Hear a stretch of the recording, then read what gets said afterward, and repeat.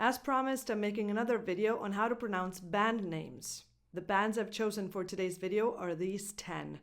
Are you curious? Then keep watching. Welcome to my channel, io sono Miriam Romeo e se capisci l'inglese ma non riesci a parlarlo come vorresti, then I would love to be your English coach. Fix your English pronunciation and reduce your Italian accent today by applying the 5 tips I share in my free pronunciation class. Just click on the link in the description box below to watch it.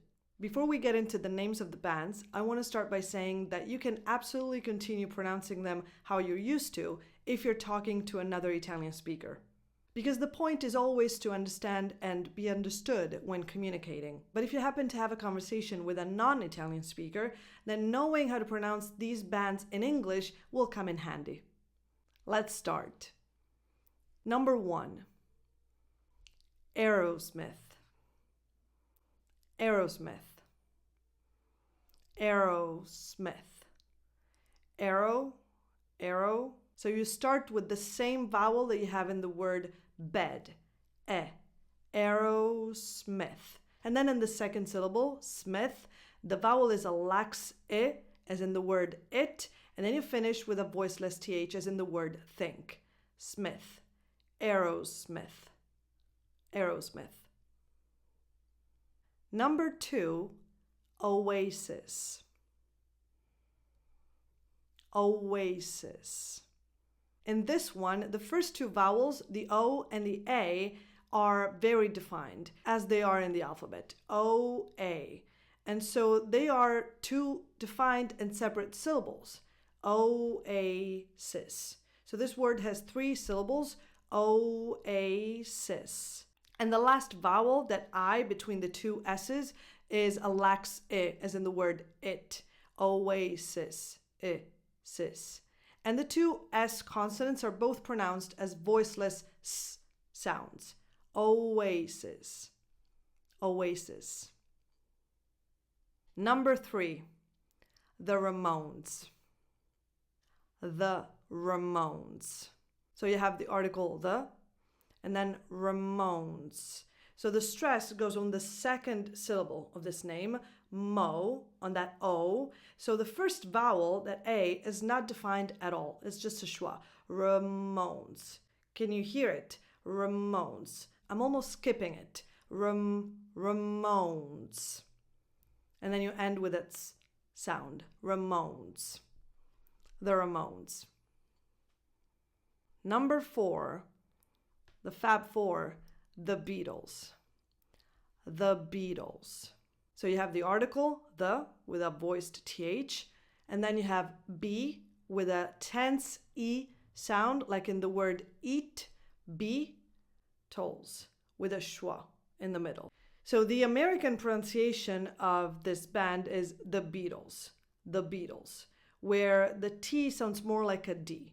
Can you hear it? The Beatles. But in British English, and the band was British, the T is more of a true T. So it's pronounced the Beatles. So again, American English, the Beatles. British English, the Beatles. Number 5, Spandau Ballet. Spandau. So you start with Spandau. The first vowel is the same vowel that you have in the word man, a, Spandau. Spandau. Ballet. Ballet. This word is French, but the English pronunciation is ballet. So the T is not silent according to the French phonetics. In English, you say ballet. So the first vowel is the same that you have in Spandau, ballet. Spandau ballet. Or you can also pronounce it ballet, with a more defined stress also on the second syllable of the second word. So Spandau Ballet or Spandau Ballet. Number 6, placebo. Placebo. It doesn't matter if this word is originally not an English word. This is not an Italian band, so it's internationally known with its English pronunciation, placebo. Placebo. Now you may think that this is not that different compared to how you're used to pronouncing it in Italian, but if you put them next to each other, placebo, placebo, They are quite different to me. So the first vowel is just a schwa. It's not a defined pla.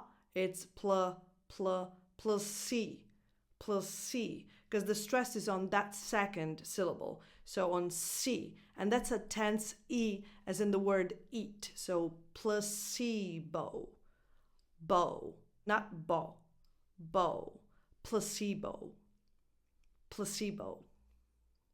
Number 7, SUPERTRAMP. SUPERTRAMP.